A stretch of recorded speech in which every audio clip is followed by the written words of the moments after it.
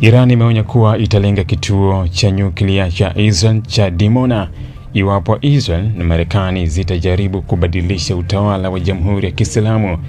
Taarifa iliyoripotiwa na shirika la habari la ISNA ikirejelea maneno ya afisa mmoja wa kijeshi wa Irani jana Jumatano, Machi 4, 2026.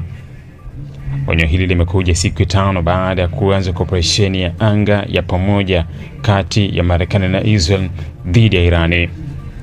Pande zote mbili zimesema kuwa lengo ni kuzuia Irani kuendeleza bomu la nyuklia na kuharibu mpango wake wa makombora ya masafa marefu. Israel pia imesababisha juhudi za kuhimiza wananchi wa Irani kubadilisha utawala wao, huku Marekani ikionyesha kwamba inaweza kuunga mkono mabadiliko ya utawala huo. Kituo cha utafiti wa nyuklia cha Shimon Peres Negev kilichopo karibu na jiji la Dimona kimeaminika kuwa muhimu katika mpango wa silaha za atomiki wa Israel unaoshukiwa kwa muda mrefu. Israel hajathibitisha wala kukana kuwa ina silaha za nyuklia.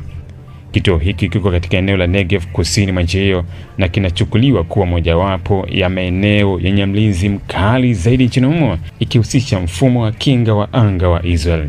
Kuhusiana na kampeni hii ya pamoja, Irani imetumia makombora kulenga baadhi ya nchi za Mashariki ya Kati zilizo na kambi za kijeshi za Marekani pamoja na Israel. Mashambulio haya yamesababisha vifo vya takribani watu 10 nchini Israel, huku mashambulio matatu ya makombora ya usiku wa Jumatano yakiwafanya mamilioni ya Waisrael kukimbilia kwenye maeneo ya kujikinga, lakini hakukuwa na majeruhi walioripotiwa.